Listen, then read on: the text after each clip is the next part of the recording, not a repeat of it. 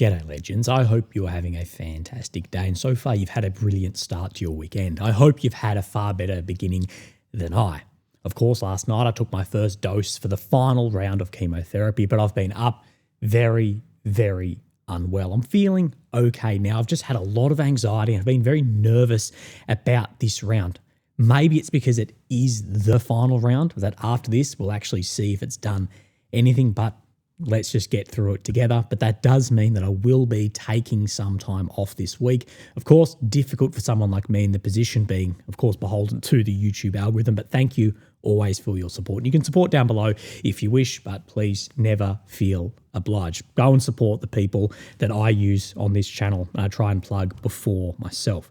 Now, legends, of course, we have a lot to go over as we always do. So we're going to be, of course, looking at the maps, looking at different sources, seeing where things are moving up in that northern sector, seeing where there is movements between Vovchansk all the way down to Obradne frontline, that northeastern pocket where we could see movements on that. Look across the maps. Of course, we'll be having a deep dive on Pokrovsk. Of course, Pokrovsk is grinding forward, continues to deteriorate. The situation there is catastrophic. We'll see where Ukraine is trying to push in Rodensky in the north in an attempt to unblock. But of course, Russia knows this is what they're doing. So there's massive amounts of fires going both ways in here, massively intense fighting. But there is a physical encirclement of some Ukrainian forces in the northeastern of Pokrovsk city. We'll talk about all of that. Of course, we'll look at the maps in other areas, but where we want to start is I'm going to start talking about losses, desertions, betrayal, and Europe committing economic seppuku. So let's start there. Now, today, I just can't believe this late in the war, people are still taking this as dogma, that people are still saying, yep, this is 100% reliable, great. What I say is use your brain, use logic, please. We see this from an official account.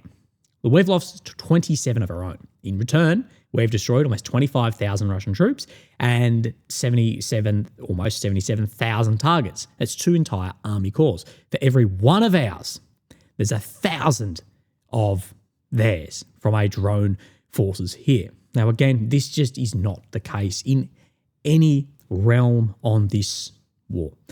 Anyone who would have the highest amount would be probably Su-34 bomber pilot dropping these munitions. But this amount, the amount of footage that would be coming out would be absolutely massive. And these figures, we're back to this 1 to 1,000.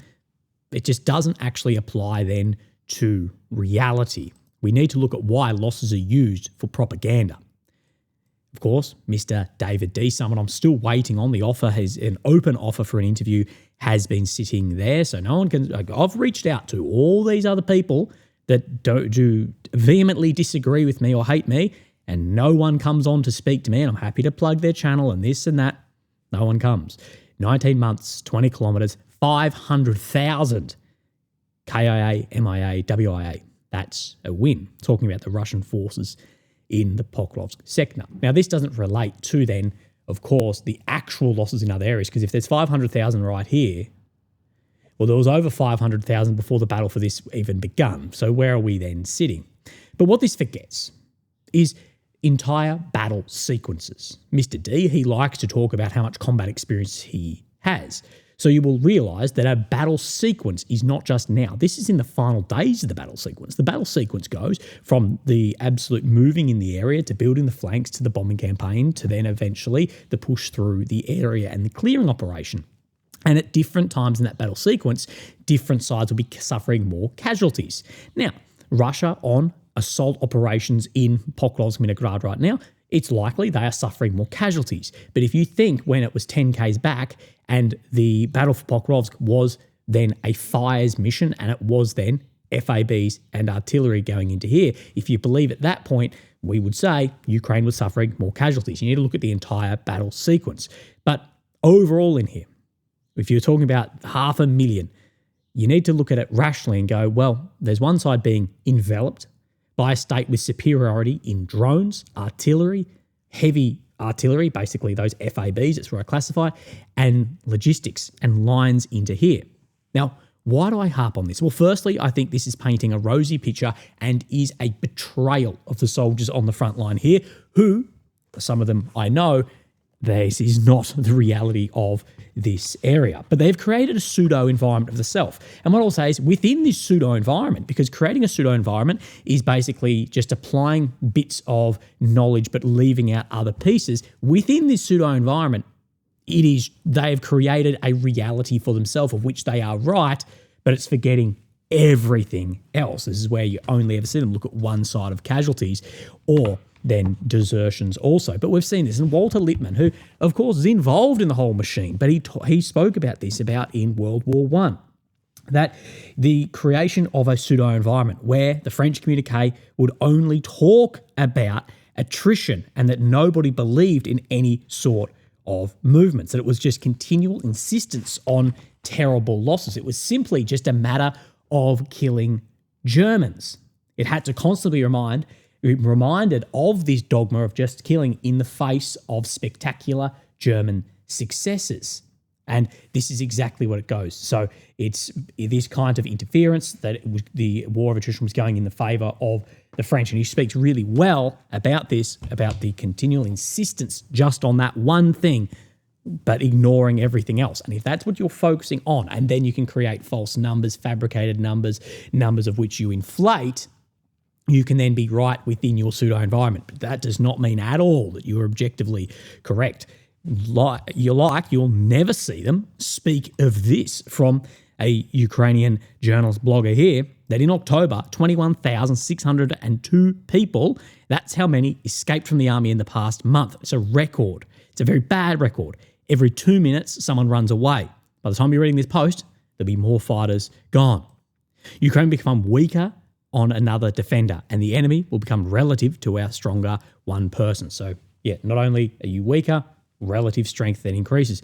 These are only official data. In fact, many cases of voluntary abandonment and part of desertion are not registered, which we know a lot of time it's only criminal on second case.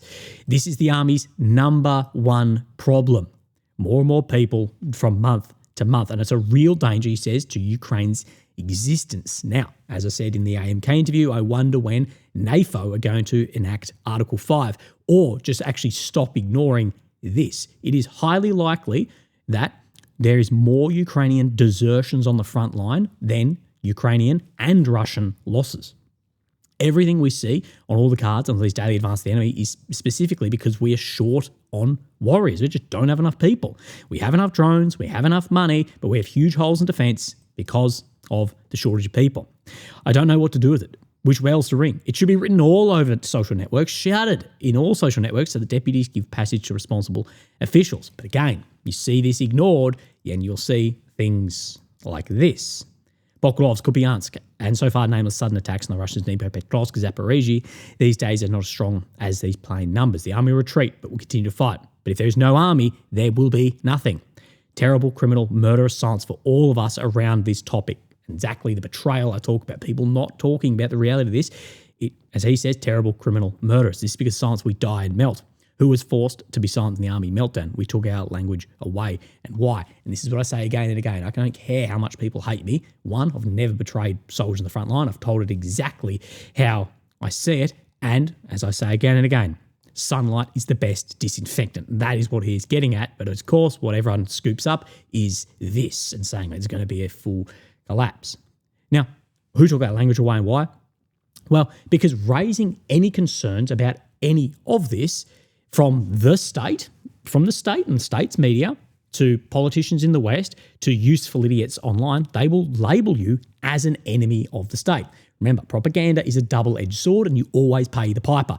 That propaganda and killing 500,000 here, we're killing 5 bazillion up here, you will eventually pay the piper. Now, these were the top comments that I could see, and I went through the accounts and they look like they are real, talking about the quality of the management. But the main top comment with triple the likes of this, he said in Ukrainian, as of today, the army, it equals slavery and everyone understands it. There's no terms of service, no guarantee that you won't be upset by a Soviet commander degenerate to a stupid landing assault.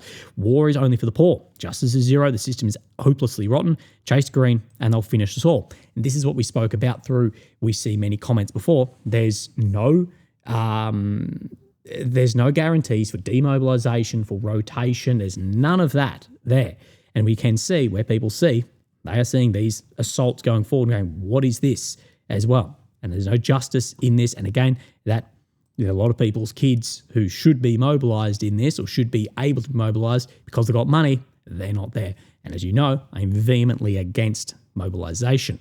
Now, before we get into the maps, let's have a look at this. We've spoken at length that February is basically out of money for Ukraine as the US pulls away.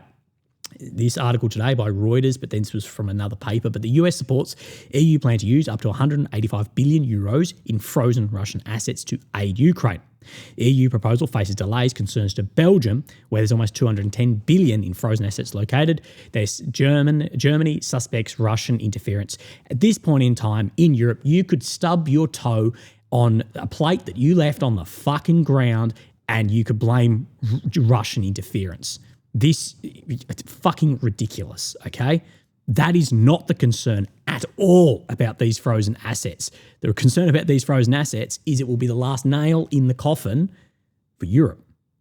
The United States fully backs the EU using this from a US source from Reuters. The West seeks to ramp up pressure on Moscow. European Commission proposed a plan allowing EU governments to use 185 billion euros, most of the 210 billion worth of sovereign assets currently frozen. This would be a reparation loan. The reason it would be done this way is to bypass Hungary's veto. Funny, Viktor Orban actually met with Trump today in the White House. Washington, quote, absolutely supports the EU and steps they're taking right now to be in a position to make most of these assets as a tool. Of course, what the Belgian PM said was, we didn't even do this in the Second World War. Now, my question is, one, I think Europe's going to have to do this because they just don't have the money otherwise. Secondly, why would the US object to this? Why would the US object to the EU committing economic seppuku? The outcome for the US is positive. A competing currency falls, Europe becomes more of a vassal of the US. Therefore, US has a stronger arm into Europe and Asia, less isolating themselves. The three pillars of sovereignty, these have already been filled by the US, and this would further fill them. Energy, trade, military, that's going to fill them further. US improves their power. Of course the US is for this. The economists there, they'd know how bad this actually would be. The US knows as well that if they do unblock this money, they can spend it. That's just going to be 185 billion euros pushed into USD, into US military equipment or contracting companies also. So yeah, of course the US would want this. But I think if you speak to anyone who's not caught up in the delusion around this, they know this is very, very bad for the future, the credibility, the reliability of the euro already when it's being brought into question. And this is, as I use the term seppuku because I can't use the S word on this website, there's a lot of red flags going up and legal battles would highly likely be lost, even internal battles there.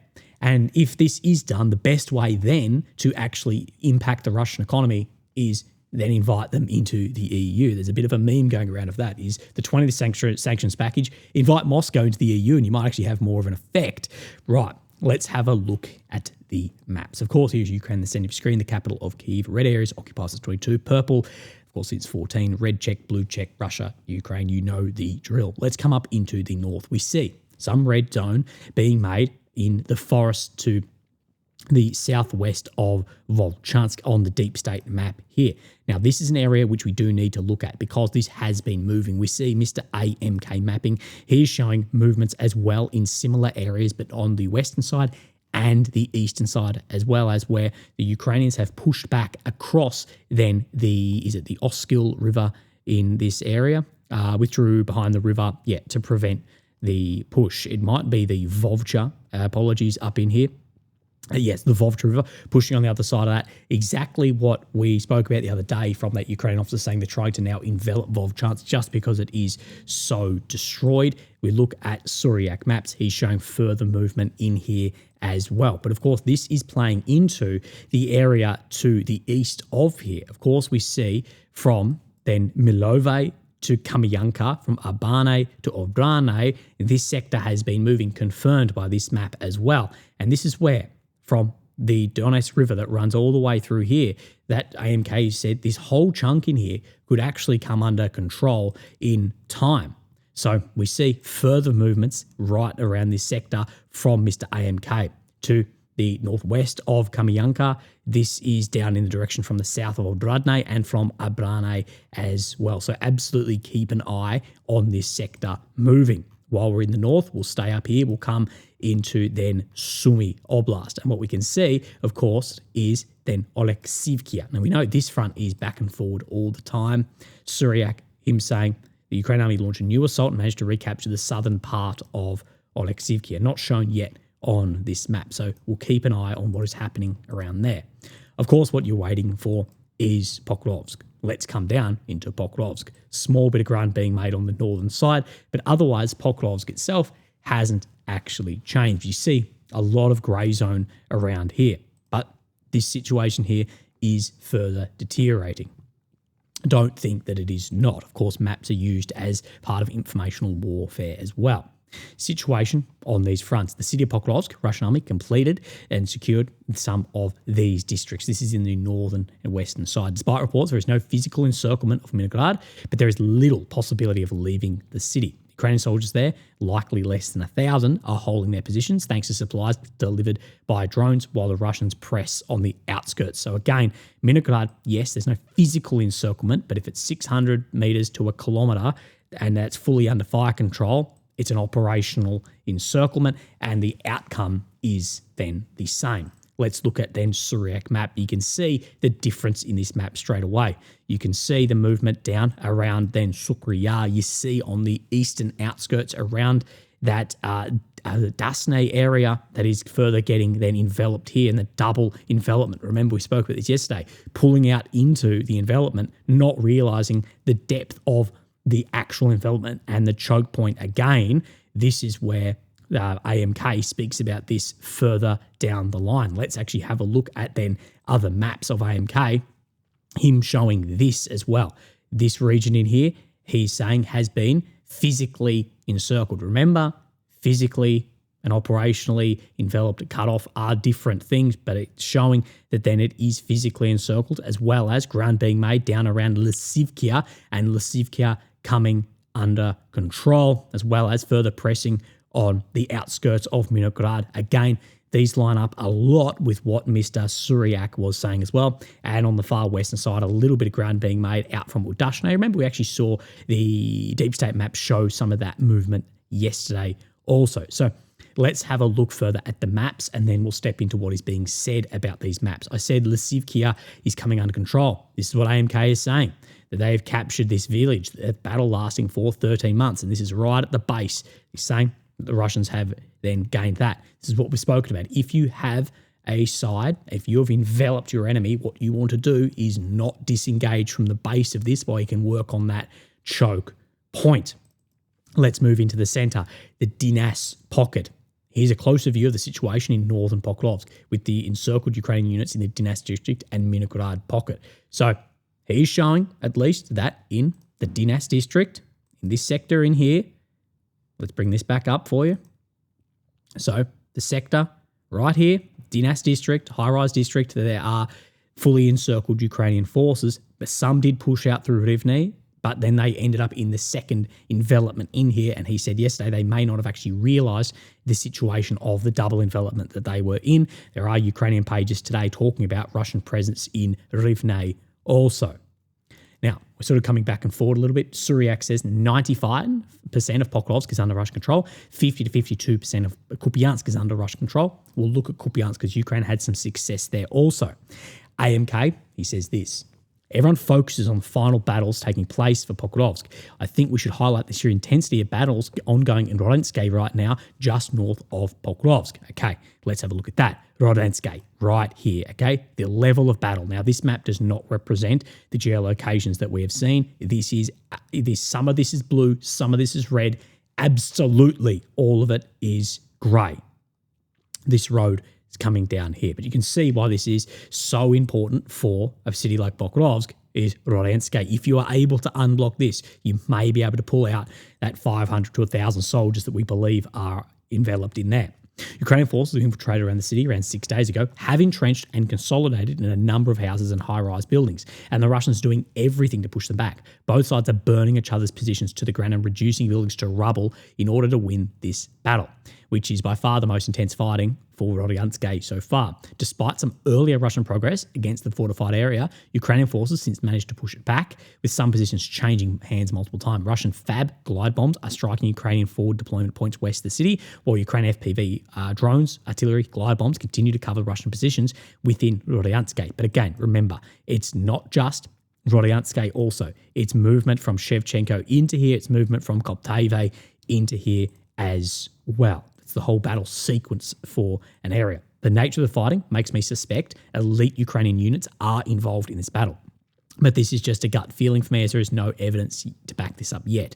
It seems Ukraine has tried to break through Russian lines here and force them to withdraw from their pincer northwest of Minograd in order to relieve encircled Ukrainian units, but have so far been bogged down due to the fierce Russian resistance, while the Russians are taking no chances and trying to expel them from the city once again. And this is very obvious when you look at how the actual battle is going. So let's say Rodyansk realistically looks more like this, probably something more like this.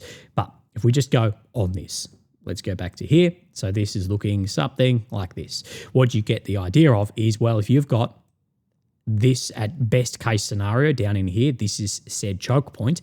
If you can push forces into here, cut this off somehow, you will be able to either withdraw forces or push forces into this sector. That is what is trying to happen. We see many mappers drawing big arrows saying that this is more going to happen up in this sector, which is far less likely than just a pushback into here. And if we do bad weather, may be able to actually have a withdrawal out of here. But of course, you don't need to be an analyst to see that. You just need to use logic. But of course, that means your opposing side is going to realise that is exactly what you're trying to do as well. And again, to get into Rodyansk, there's a hell of a lot of open ground. There's going to be this road already had a 50% kill rate. I showed you that tank being destroyed in here yesterday. We've seen this intersection. Getting anything into here is going to be highly costly also. Now, AMK's last bit from the Pokrovsk direction. Minograd is still yet to be physically cut off, but movement in and out is currently not happening due to Russian fire control and activity of DRG units. Russian forces are making progress elsewhere. So it's not physically cut off, but everything has to come in by drone. Effectively, it is, like Suryak said. Ukrainian withdrawals, as some have taken place from the northeast of Pokrovsk. Russian forces were able to physically encircle some formations in the high-rise in Dinas, as we showed you. In the east, the Russians captured the last residential areas. The bottom of the Minograd pocket, they established full control over Lysivkia. In Minograd, Russian forces captured 7 more high-rises. Again, this is important for radios, for electronic warfare, for drones. And in the Minograd pocket bottleneck, Russian DRGs continue to operate in the grey zone. So we have seen that there's no consolidation yet, but DRGs continue. Now, other mappers are saying that DRGs have significantly actually pushed down this direction towards the pig farms as well.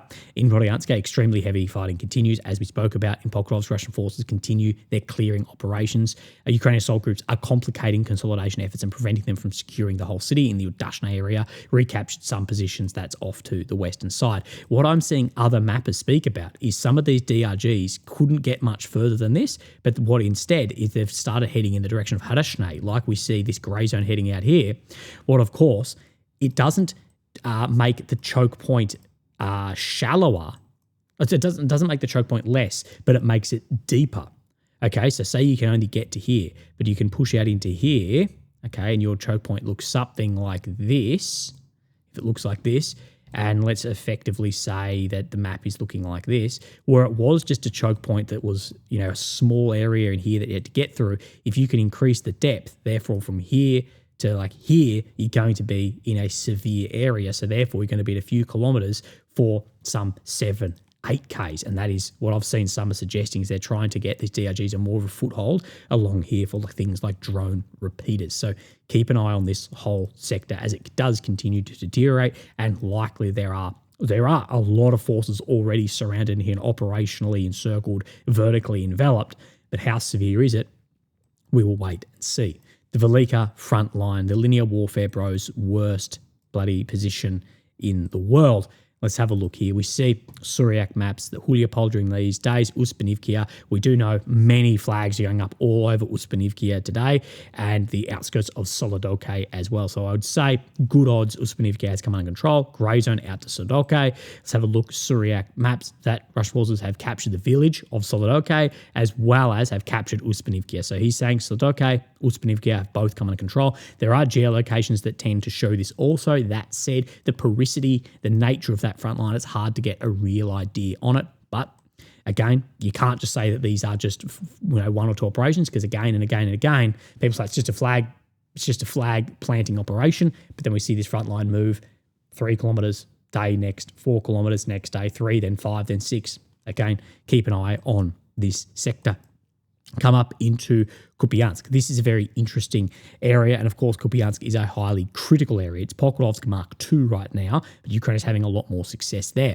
Kupyansk direction, both Ukrainian and Russian forces are having success. In the north, Russian forces recaptured positions previously in grey zone, so up in the northern area in the top of the pocket. Oops, sorry, my map is freaking out. Right around this sector here. To the south, in the last few weeks, Ukrainian forces managed to re-establish control of positions in the forested areas north of Moskovska. So we have Moskovska north of here, and of course, a lot of grey zone in here. In the south, some point recently, the Ukrainians cleared the forests of Sobolivkia and the remaining Russian DRGs. So the bottom, Sobolivkia, and clearing some of the DRGs in here. But again, Kupyansk is still about 50% at best under control. And I think all of the maps then show this. Of course, complicated with the Oskil River running north to south in this sector. Let's move our way up. Let's move our way down. We have, of course, Borisivka and Rivkia. This map shows it's under control. Suryak shows it under control. AMK shows further advancement here and under control. Again, I'm not going to argue against that. Of course, we had Suryak saying it was under Ukrainian control and then back. But again, all maps showing that that is most likely under Russian control. We'll push our way down. And then we have Stavke, Yarova, Novosilka. This is all the Liman-Yampol front line. Let's have a look right on this. Now, out to the north, near Kharkivka, Rydkadub, more ground being made. This is Kharkivka, Rydkadub. Again, as we've said, this is as west as it needs to go. It needs to push north to try and desaturate a vertical envelopment, which is what we have seen over the past months, if you watch me. Further ground to the west of Yarova, as we went over yesterday, and ground being made in the direction of Stavke as Ukrainian forces push around the east of Yarova towards Novoselivska as well. So in around Novoselivska, but as the Russians come around Yarova. If this map is correct, you can see there's a large difference in, say, 6 kilometers of control in this area. But of course, you see where this is growing in the direction of Yarova on the eastern side, of course, on the western side, therefore making the eastern side logistics more difficult. Movement into Stavke, and of course, movement into Liman. How you could see if this does close up at some point, how this looks for both the north and south of here. I wish I could zoom out while I had that drawn in. Picture it in your head, but how this is going to look for the top of Slovyansk, but also to the north of then the Borova pocket as well. We have 2 more updates. We have Konstantinivska in here, which I think every map that I'm seeing at the moment, both sides are saying that there are no consolidation of Russian forces in Konstantinivka, but they're definitely on the outskirts. The grey zone tends to show this. We see Suryak saying this, that near then the shore of the Kilian reservoir, this is said reservoir down in here, of course, showing under control. The Russians have gained some more, but also heading some smaller assault group. There's some DRGs continued into Konstantinivska, but not consolidating or having assault groups to enter the city yet. I still think this will wait until Pokrovsk comes under control and build the flanks further. We will see. It will all to do with assessments of resistance too. Last one, down in the south, we see, of course, Stepnogorsk area. This is liquid front and back. As AMK said, I agree with him. I don't really see the point of pushing in here at this point in time. We have AMK. He's showing last week, Russian army managed to capture most of the dashes south of Primorsky and into the locality itself while DRGs are operating. It's premature to say the Russian forces could consolidate there. So on the very outskirts in the dashes, the holiday areas, but no consolidation in Primorsky itself. So, of course, with this sweep one way, I can see why you're having pressure in Robotny Kharkiv. This up in here, we will see. We did see a flag raised out on this island the other day. Of course, after this got flooded by a unknown dam, or a known dam, but from an unknown shooter of that dam going down. Legends, that is all that I have for you today. I think we got through that all right if you knew how I was feeling. Legends, look after yourselves. Have a fantastic day, and I'll speak to you tomorrow. Thank you. Bye-bye.